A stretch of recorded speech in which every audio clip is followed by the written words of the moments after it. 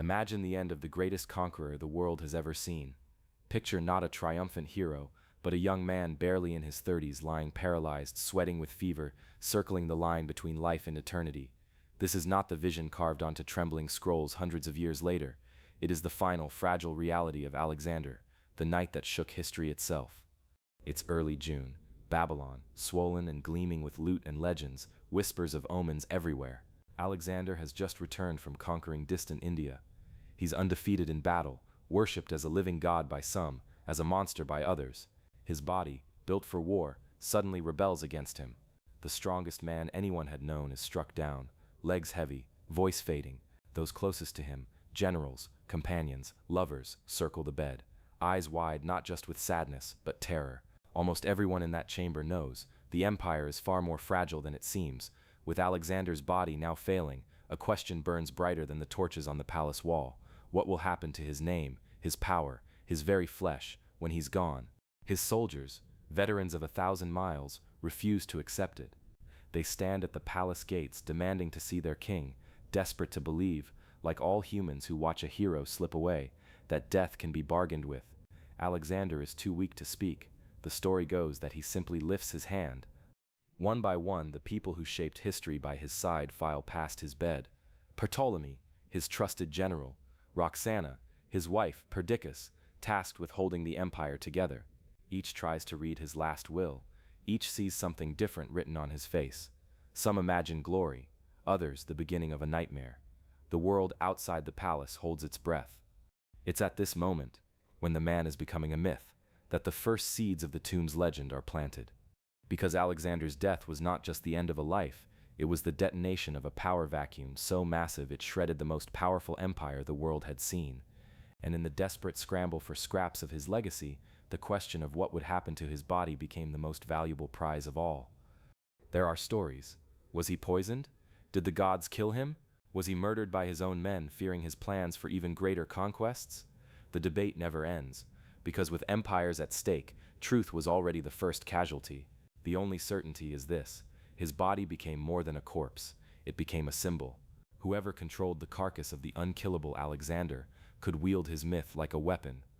And so begins the struggle for possession, not just of his soul or memory, but of the bones themselves.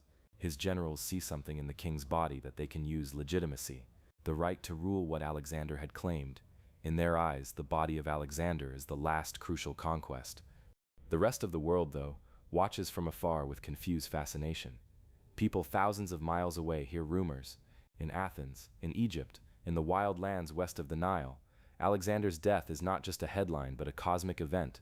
Civilizations feel his absence quake through them like the aftershock of a mountain collapsing. It opens the most tantalizing mystery of all. Where will they put him? How do you bury a living god? And who gets to decide? Tradition, at least in Macedon, is clear. The body of a king should be returned to the land of his fathers. But this is Alexander. He broke every tradition before, why not now? His generals argue. The priests try to claim him. The cities that feared his armies now compete to be the place of his rest. For the first time in history, the very question of where a dead man lies threatens to plunge the world back into chaos. Meanwhile, the body rests in Babylon, or so they claim. Some said it was preserved in honey. Some whispered stranger things, that he was neither dead nor truly alive, but trapped somewhere between too great to die and too hated to rule. Legends flare up within hours. The more time passes without resolution, the faster the myth mutates. But there, in the dim candlelit rooms of Babylon, as the heat presses down, a handful of men scheme, not just about the fate of the empire, but about the fate of the body itself.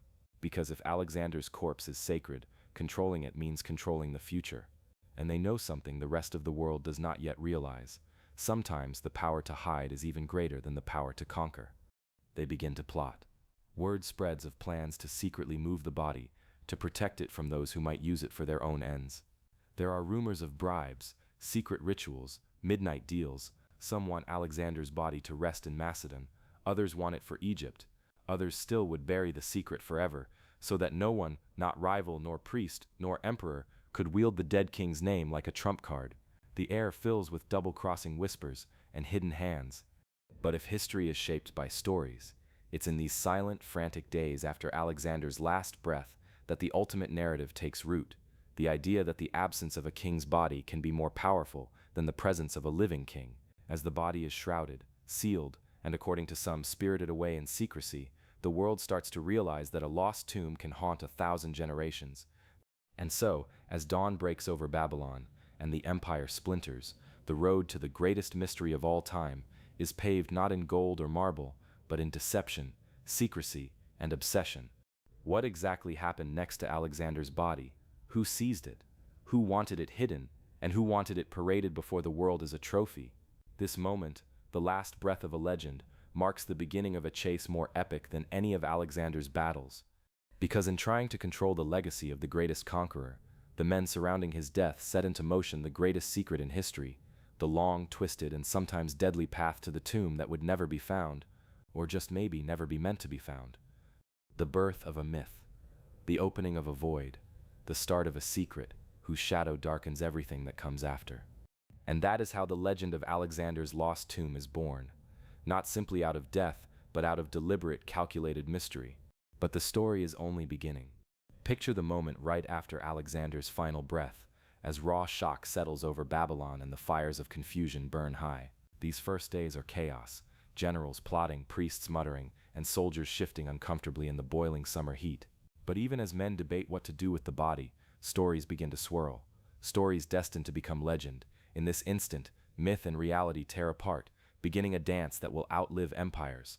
Nobody could have anticipated just how quickly Alexander would slip from flesh into myth. The world outside Babylon is hungry for news, and every account brings something new, something impossible. Think about it. Within hours of his death, some claim the king's body shows no sign of decay, a miracle, a curse, perhaps proof that he's a god. Others whisper that the stars above Babylon seem fixed in unnatural patterns, or that strange animals prowl the night. People write letters, poems, prayers. Rumor travels faster than any army Alexander ever led. What happens when a king who claimed to be divine actually dies? For centuries, stories had fueled his rise, and now they fuel something greater. Companions argue over the burial. Some say the land of Macedon must receive its son. Others argue for Egypt, the land Alexander claimed as his new kingdom, the city he had named after himself. So begins a struggle that will churn on for generations, with the body at its center and myth lighting every corner. But secrecy, disagreement, and ambition open the door for something even stranger, a fusion of political power plays and otherworldly storytelling. Was Alexander's corpse really preserved in honey? Did the air shimmer with omens when the great hero fell? No one can agree, and every answer births more doubt, more legend, more possibility.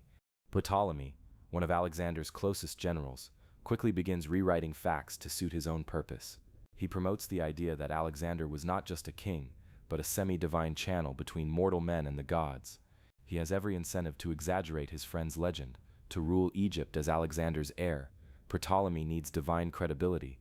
The more superhuman Alexander becomes, the more the men fighting for his legacy can claim to be his chosen protectors. Every step of this contest, the stories twist sharper. Alexander's body, when it's finally moved away from Babylon, isn't just a national treasure, it's an object of worship. Priests and opportunists invent rituals around his memory. They spread tales that the king's spirit appears in their dreams, offering veiled guidance or discernible prophecies. The tomb, wherever it might end up, is transformed before it's even found into a mystical locus, a beacon for those seeking both salvation and power. Word reaches Athens and Asia, stirring awe and envy in equal measure. Even rivals, those who once trembled at the thunder of Alexander's approach, now see the power in associating themselves with his corpse. Statues multiply, coins are minted, echoing his face. Poets sing about his journey to the underworld. Slowly, the line between reality and myth erodes away. For millions across 3 continents, Alexander's death is less an ending than an omen. Why does myth breed so much faster than history? Part of the answer is raw need. Alexander conquered lands no one had seen, strode into deserts and jungles others feared, and claimed to unite East and West. Now, with his body missing, or at least in peril, every group wants to bend his story to their purposes. For the Greeks, he remains the king of kings, a son of Zeus. For the Egyptians, he is a pharaoh, maybe even Osiris reborn. For others, he's a terrifying ghost, a caution whispered to restless children. Wherever his final resting place lies, it becomes a mirror for ambition. Along the great Green Nile, The priests of Egypt see opportunity too. A king who can satisfy both the gods and foreign conquerors is the perfect tool for influence. Rituals are reinvigorated. The new city of Alexandria, already humming with talk of commerce and conquest, is painted as a place chosen by fate, a place where Alexander must be entombed to guard the world. In letters and speeches, the city becomes synonymous with Alexander's legacy, and slowly the tomb of Alexander is recast not as a spot on a map, but as a mysterious force, an axis where destiny might shift. As months slide into years, rumors outpace fact by leagues. One day the tomb is seen in Babylon. Days later, it's being built anew in Memphis or Alexandria. Tales of elaborate ceremonies and rivers of gold begin to flourish.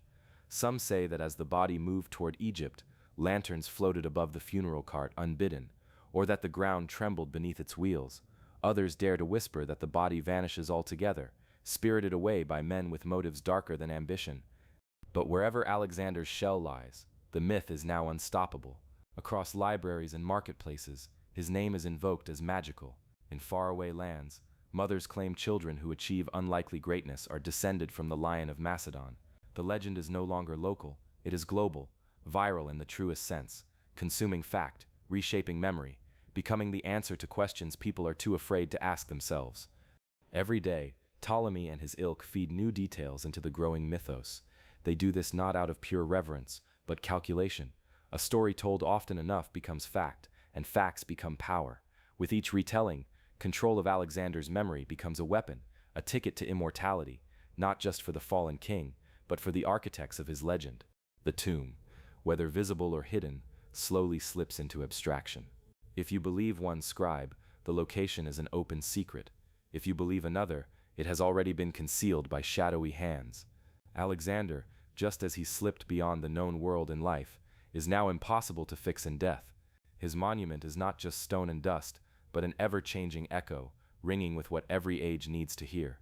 Thus is born the greatest of all forgotten temples, the tomb that isn't a tomb, but an idea bigger than any grave or marble pillar, an object of worship, an engine of conspiracy, a puzzle to obsess ages of kings, emperors, and dreamers. At its heart, this myth, so quick to ignite, so slow to fade, reveals something universal, that history's greatest figures are never allowed to rest. Their stories become battlegrounds, where the living fight for control, not of the past, but of the power stories themselves wield. And as the centuries churn forward, with new powers and new believers rising, the notion of Alexander's tomb grows ever larger, ever stranger, and ever more essential to the story of world history. But what could possess a city, an empire, or a civilization to build itself around the idea of protecting or hiding a single body? And why would so many come to see that tomb, not as a place for mourning, but as a tool of destiny itself? As the myth explodes in scale, the city of Alexandria rises on Egypt's gleaming shore, not just as a monument to Alexander, but as a fortress to keep his secret safe. Close your eyes for a moment and picture an empty strip of desert along the Egyptian coast. The air is thick with possibilities, and the horizon is young, a blank canvas waiting for history's boldest imagination. Now see the outline of a city, carved not by generations but by the will of one man, Alexander. For most, conquering the world would be enough. For him, it was just the beginning. As news of his death ripples through the ancient world, this city, Alexandria, takes on a destiny beyond trade, learning, or rule. It becomes the city designed to guard the greatest secret of all. From the outset, Alexandria isn't just a city, it is a statement. Its streets are laid out geometrically, intentionally echoing the wisdom of the gods, as architects would claim. In the city's heart, spaces are cleared not for markets, but for monuments, grand, looming structures for a new kind of worship. This is not the organic chaos of Babylon or the sacred hills of Macedon. Here everything is built with purpose, precision, authority. Alexander wanted a city that controlled not just the land, but the very memory of his being. Yet whispers spread swiftly. Is Alexandria a haven for knowledge, or a fortress for a secret? The library rises, promising to collect all the words of the world. But at the same time, cryptic stories leap from mouth to mouth. This city, they murmur, is meant to shelter something more tangible, more fragile than scrolls, something that could tip the scales of power in a heartbeat. The rumors only grow as Ptolemy claims rule, declaring the city as both Alexander's legacy and his shrine. Publicly, Ptolemy celebrates Alexander with festivals that attract thousands. Priests in white robes hold ceremonies at dawn, promising that the city's founder still guides the fate of men. But there are other rituals not for the crowds, shadowed figures handling sealed crates, soldiers ordered to silence, stone chambers built beneath palaces. The construction of Alexandria's central district is rumored to coincide with the arrival of a singular precious cargo, one that no outsider is ever allowed to see. The body of Alexander, some say, lies at the center, encased in gold, encircled by guards, far below the marble steps. Why all this trouble? Because power is now as much about perception as armies. As visitors arrive from Athens, Carthage, and even distant Rome, they're told stories about the tomb. Some are led to an ornate shrine, layered with gold panels. Here rests the son of Zeus, the guides declare. Others hear there is a deeper crypt, hidden below ground, where only the most loyal may enter. Both stories can't be true, or maybe neither one is. What's certain is that Alexandria's mystique, its energy, its sense of destiny, begins to revolve completely around secrets. Over time, as the city grows into the commercial and intellectual center of the Mediterranean, a cult of invisibility takes root. The more uncertain outsiders become about the location of the tomb, the more powerful the story grows. The people of Alexandria, scholars, traders, street prophets, adopt this secrecy as their own. Some say the tomb is a test, only the pure can find it. Others believe it's cursed, and that interference will draw down the wrath of vengeful gods. Parents hush their children with tales of ghostly kings wandering the catacombs, and visiting rulers perform midnight offerings, just in case the legends are true. Meanwhile, Ptolemy and his successors use the legend as a resource, an insurance policy. If their right to rule is ever challenged, they need only lift the veil and reveal Alexander as their sacred charge. When rebels threaten, rumors surface that the tomb has been moved. When peace reigns, descriptions of dazzling funeral rites flow again through the city's crowded squares. This cycle of revelation and concealment feeds the obsession, making Alexandria a city less defined by stone than by whispers and riddles. Generation after generation, the city's fortunes rise and fall. Libraries burn, empires clash, streets are rebuilt, renamed, forgotten. But the puzzle of the tomb remains. Some say they have glimpsed a marble sarcophagus, others a golden statue said to weep blood. Archaeologists in the centuries to come will describe layers upon layers of burial chambers, some lavish, some left eerily empty. None will find conclusive proof. The absence itself becomes the city's greatest artifact. What does it mean for a city to be built around a secret? In Alexandria's case, the secret is not just a corpse, but an idea, a power that cannot be destroyed because it can never be captured. Anyone can build towers, libraries, ports. Only Alexandria promises something greater, a mystery beyond reach, but always close enough to shape belief. So even as centuries roll forward, and the city's glory fades, the myth that it was forged to hide the unfindable tomb stays alive, outlasting fires, floods, even the tides themselves. It seeps into every story thereafter about hidden power and forbidden knowledge. Deep down, the people of Alexandria, and indeed of the world, are left with a question: can you ever truly possess a legend, or is the act of seeking all that we are allowed? The city stands, coast-washed with orange dusk and sea salt, a monument not to what is found, but to what is forever sought. And at its core, somewhere in stone, sand, or silence, the secret waits, reshaping every era that dares to come close. Imagine Alexandria in its infancy, a city humming with promise and vigilance. Under the relentless Egyptian sun, marble columns rise, plazas fill with voices in 100 languages, and at its heart, one man quietly engineers history itself, Ptolemy. He is not merely Alexander's general, nor just another contender clawing at the scraps of an empire. No, Ptolemy understands something the others do not. To rule Egypt, he must first rule the myth of Alexander, and that means becoming the first, the most cunning of the tomb's guardians. Ptolemy's gamble starts with a single, audacious move. He intercepts Alexander's burial procession as it snakes from Babylon toward Macedonia, capturing the body intended for the ancestral kings. Why? Because whoever holds Alexander's remains holds the soul of the empire. In the silent chill before dawn, his soldiers seize the relic, spiriting it away into the desert and south toward the Nile. For Egypt, this is no ordinary deed. The arrival of Alexander's corpse is treated with rituals not seen since the age of the pharaohs. Temples ignite with processions. Priests proclaim the dead king a god, not just a conqueror, but an immortal, a bridge between this world and the afterlife. The event blends Macedonian hero worship with Egyptian theology, fusing identities into a new cult, Alexander reborn as an anchor for both traditions, and Ptolemy as his high priest. What Ptolemy creates is not merely a tomb but a shrine, wrapped in secrecy and ceremony.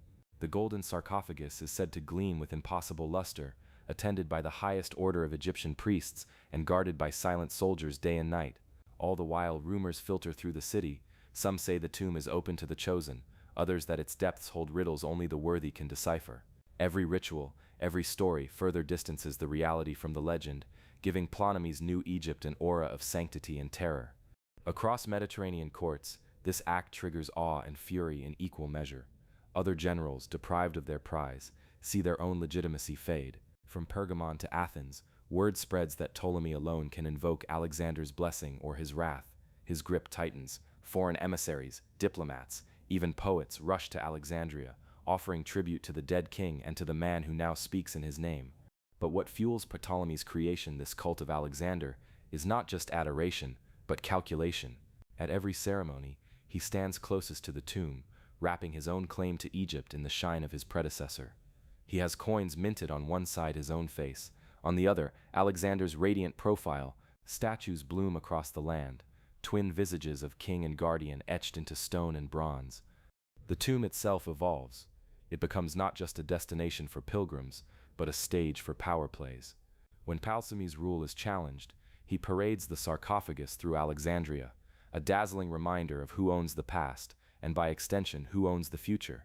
If dissent grows, word is spread of visions and omens that Alexander's spirit favors Ptolemy, that the gods themselves approve the transfer of power. Secret rites multiply in the city's hidden chambers, blending Macedonian memories with Egyptian mysticism. Some say the tomb holds not just bone but oracles, that the dead king communicates guidance about wars and alliances.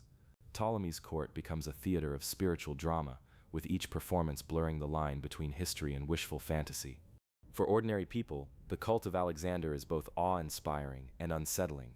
Children are brought to the tomb and taught that kings can become gods if only they shape their story tightly enough. Priests build entire volumes of ritual for the site. Poets devise new epics chronicling Alexander's rebirth as a protector of Egypt. The city's festivals grow wilder. Everything is infused with the presence of the dead king, a presence manufactured by the careful hand of his guardian. Yet beneath the public spectacle, a darker truth festers. Ptolemy's rivals whisper of desecration. Macedonian traditionalists insist Alexander belongs to his homeland.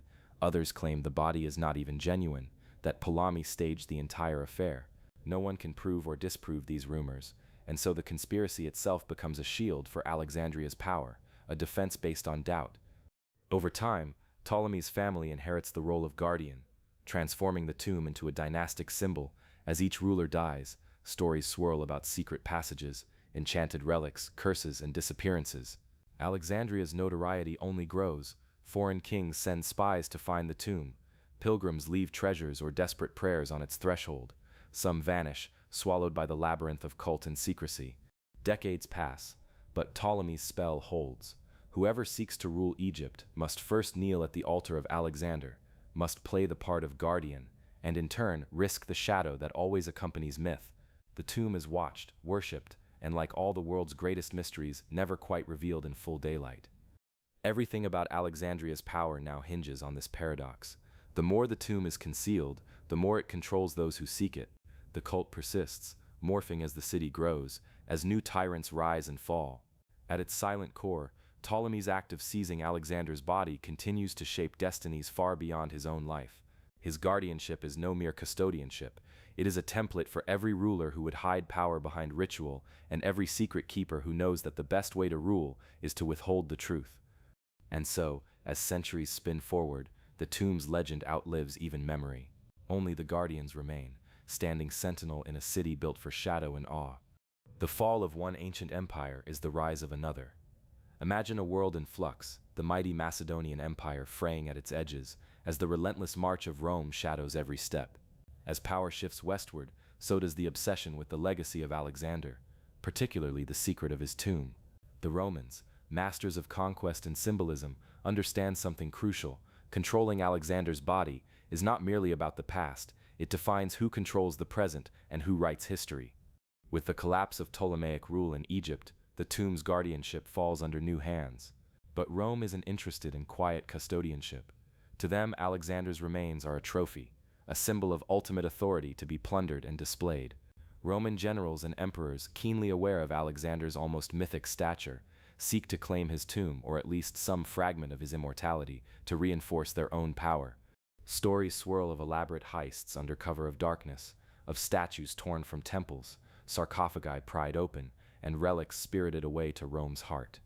It is said that Julius Caesar, or perhaps Augustus, tried to make a public show of possessing Alexander's remains, to co-opt the king's grandeur for the nascent Roman Empire.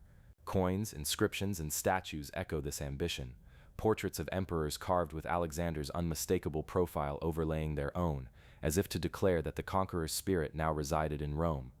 But beneath this bold display lies an even more profound tension. Rome's hunger to control not just a physical body, but the legend itself, the stories, the rituals, the belief that power is transferable through the dead king's presence. In public forums and Senate chambers, senators debate the meaning of legacy and divine right. Alexander's tomb becomes a symbol of legitimacy for those who claim the mantle of empire. Yet the hunt is not a simple robbery. The more Rome advances its claim, the more the mystery deepens. Accounts from Roman chroniclers are contradictory. Some speak of locating the tomb with grandeur, others of fruitless searches and vanished treasures. The tomb allegedly discovered near Alexandria is described as magnificent, only to vanish again under unclear circumstances. This ambiguity feeds speculation. Did Rome truly possess Alexander's body, or was it another secret lost amid the empire's expansion? Perhaps Rome found a tomb, but one prepared to deceive, a carefully constructed shrine meant to mislead and protect the real resting place. The Romans, after all, knew the power of a symbol as well as anyone. It's in this twilight that stories of theft, misdirection, and intentional concealment multiply. Ambassadors whisper of otherworldly guards, curses said to fall on those who disturb the king's repose. Soldiers speak in hushed tones of tombs emptied overnight and treasures spirited away by unknown hands. The legend grows wilder than ever, spilling into theater and poetry, where Alexander is cast as an eternal rival to Rome's mightiest leaders. Rome's obsession also speaks to a deeper universal truth, the desire to possess history as proof of one's greatness. To see Alexander's remains was to hold a piece of eternity. To control his tomb was to claim the very soul of conquest.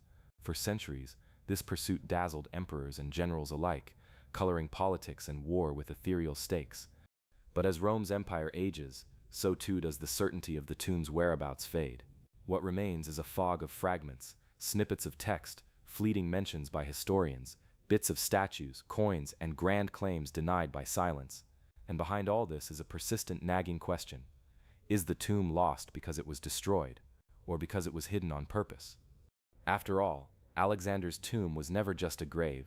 It was a symbol, a prize, a matter of cosmic significance. Whoever controlled it could rewrite history, shaping how centuries would remember, not just Alexander, but power itself. As the dust settles on Rome's long shadow, the mystery remains.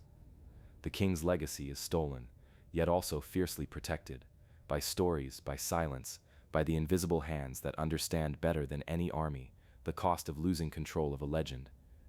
Without the tomb, empires rise and fall. But the legend of Alexander the Conqueror who transcended mortality lives on, haunting every marble statue, every whispered piece of history. Rome may have taken many things, but the secret of Alexander's final resting place remains the greatest treasure never truly claimed. History is often written by those who conquer, but some of its most haunting pages are written by what disappears. Things lost, erased, or deliberately hidden. After Rome's imperial reach wanes and the Mediterranean world fractures into new powers, Alexander's tomb, once thought an open secret, begins to slip from sight. The shadows deepen, and the story grows darker, a labyrinth of vanishings that has baffled scholars, treasure seekers, and rulers alike for centuries.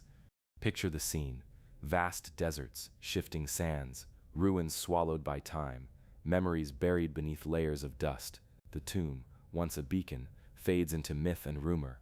Reports emerge of explorers, monks, and soldiers who ventured close, only to return with empty hands, or stories too strange to believe. Whispers tell of tombs found emptied, of entire chambers sealed off but mysteriously erased from maps and records. The closer you come, the less you seem to find. These disappearances are no accident. As different regimes rise, empire after empire, dynasty after dynasty, there is growing concern that Alexander's tomb is not to be found but to be hidden. Political urgency drives covert actions.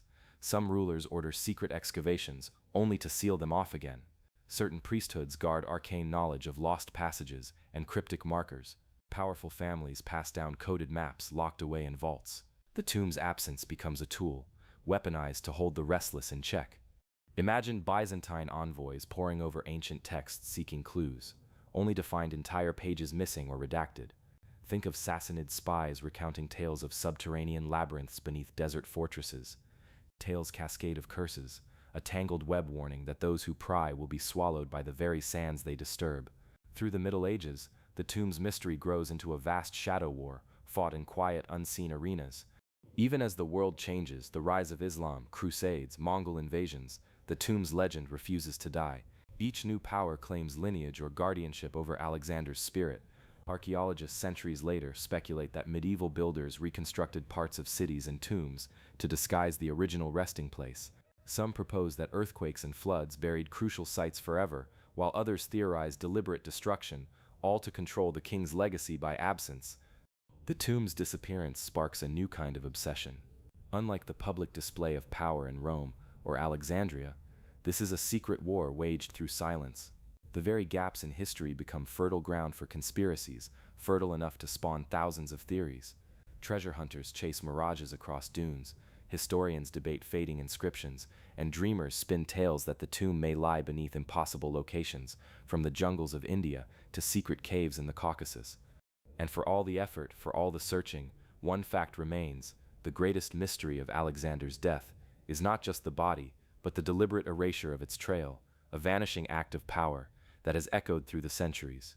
The tomb, once the ultimate prize, becomes the most profound absence in all the tapestry of history. Why were these disappearances allowed? Who gained from the tomb fading into myth rather than being found?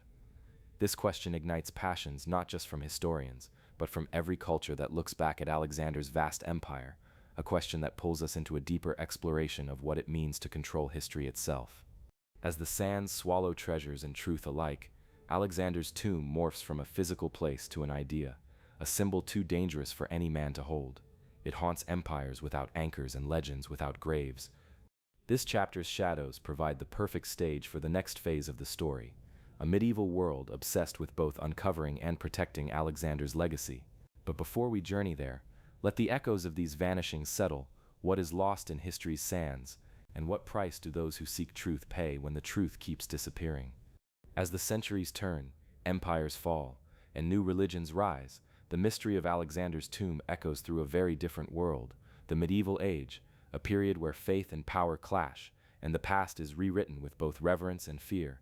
This is the time when Alexander the Great transforms from merely a conqueror of lands into a figure woven into the fabric of myths, legends, and spiritual quests that captivate an entire era. By the 7th century, Alexandria, once the dazzling jewel of Alexander's empire, faces earthquakes, riots, and destructions that threaten everything it once held sacred, including the tomb. Christian emperors and church leaders, intent on stamping out pagan worship, declare the cult around Alexander a threat, forcing many secrets underground or into disguise. The tomb itself, once a place of pilgrimage for rulers like Julius Caesar and Augustus, falls into obscurity. The tomb's location becomes increasingly shrouded in symbolic darkness as physical evidence disappears or is deliberately concealed. But even as the city and its monuments crumble, the legend does not fade.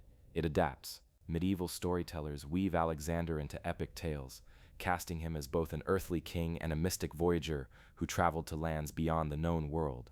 Alexander's exploits become allegories for spiritual journeys, battles against darkness, and quests for divine wisdom. Christian legends merge with lingering pagan beliefs, creating stories that portray Alexander as a precursor to or rival of saints and biblical heroes. Some texts describe magical gates he supposedly built to hold back barbarian hordes, while others tell of his search for the Fountain of Youth or the Philosopher's Stone. These symbolic deeds cloak Alexander's physical tomb with new layers of mystery, shifting the quest from mere archaeology to one of spiritual discovery. Meanwhile, a covert war wages beneath the surface. Various religious and political factions compete to either reveal or conceal Alexander's legacy. Some medieval rulers see the tomb as a source of divine legitimacy, while church authorities fear its power to inspire pagan idolatry. Rumors spread of secret societies, hermit monks guarding ancient knowledge, and cryptic manuscripts hinting at hidden chambers beneath ruined cities.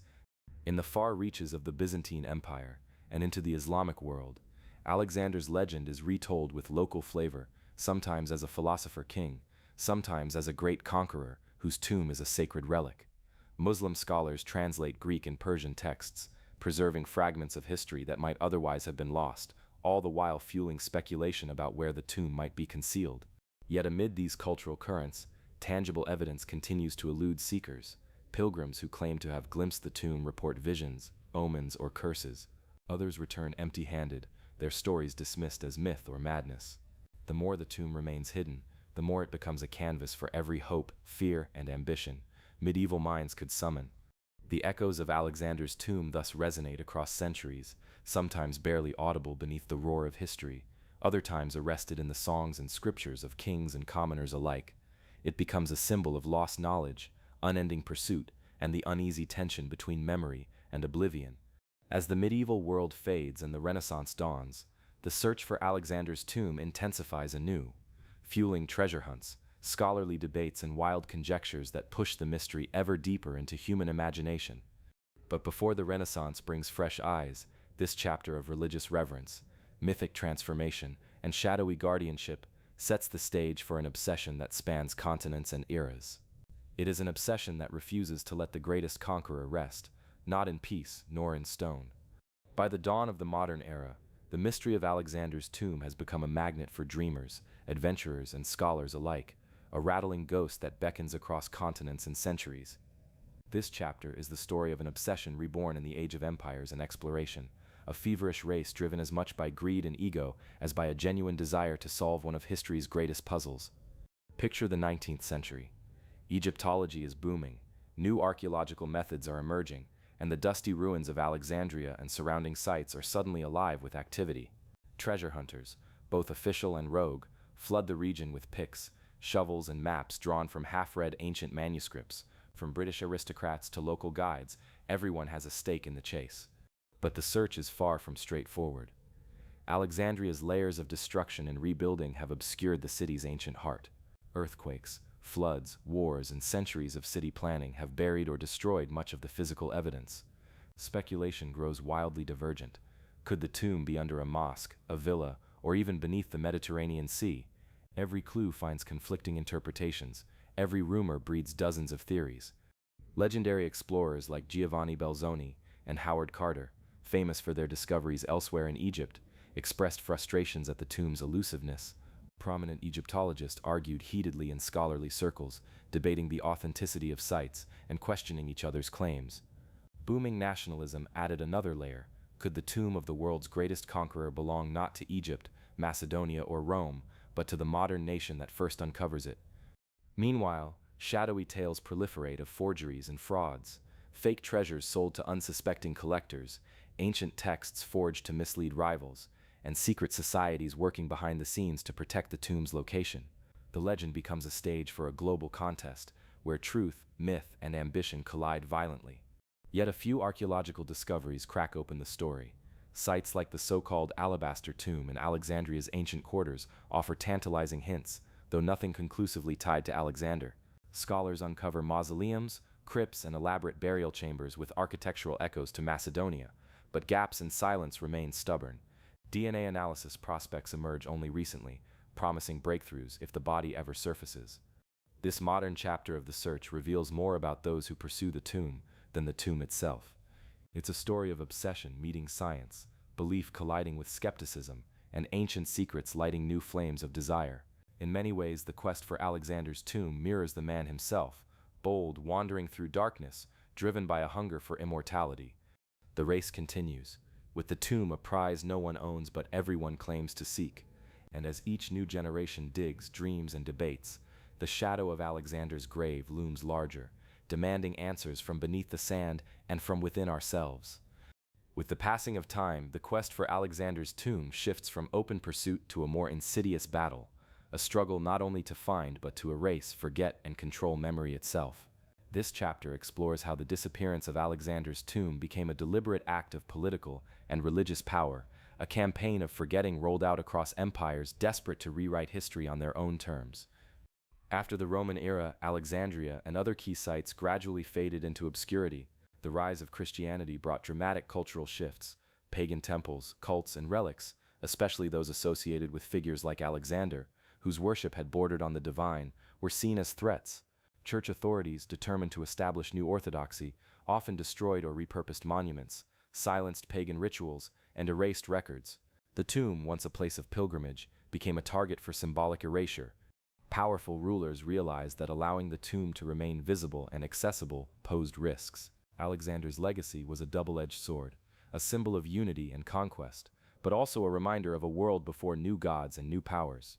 Suppressing or hiding the tomb became a tool to control not only the past but also the future, steering people's allegiance away from old empires and myths toward emerging faiths and political orders. Historical records indicate moments of deliberate forgetting.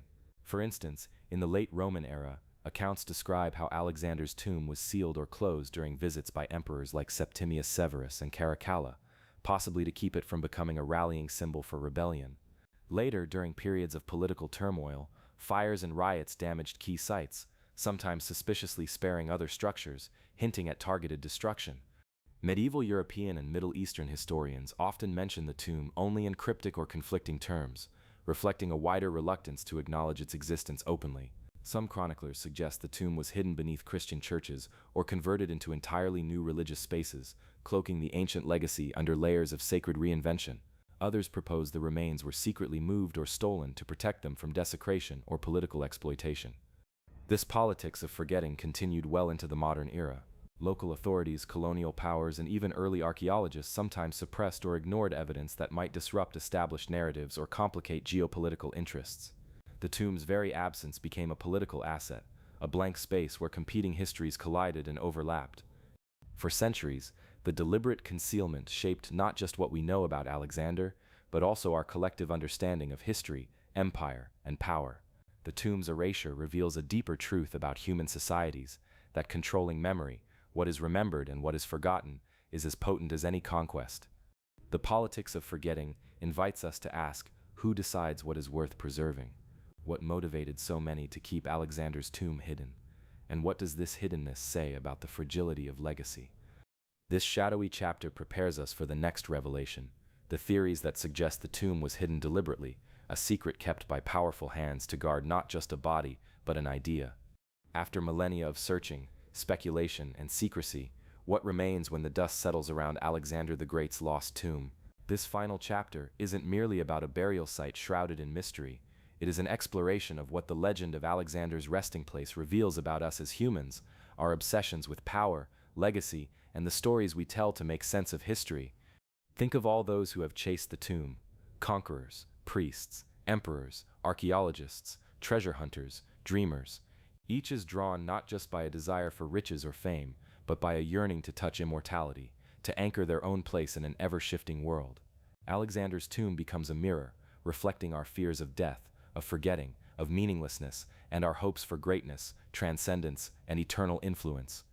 The tomb's enduring elusiveness forces us to confront an uncomfortable truth. Sometimes it is the absence of answers that shapes our legacy more than their presence. The mysterious disappearance of Alexander's body, the deliberately concealed tomb, the legends layered thick through time, all point to an idea far greater than any physical artifact. They speak to the human need to believe in something larger, to create myths that give order to chaos. In many ways, the search for Alexander's tomb is not about finding a place, but about discovering ourselves. It challenges us to question what we value: power or memory, truth or belief, history or myth. The greatest secret of Alexander's tomb might not be where he lies, but why we refuse to let him rest. As history marches on with new discoveries, scientific advances, and changing viewpoints, the mystery remains a living story. It invites every generation to ask, what legacy will we leave behind? What truths will we cherish or conceal? And above all, who gets to decide which stories endure? Alexander's lost tomb, then, is less a destination and more a journey, a timeless quest into the heart of human ambition, offering lessons that transcend time, geography, and culture. This is the final reward, a deeper understanding that in seeking the tomb, we are seeking the meaning of history itself and perhaps the meaning of our own lives.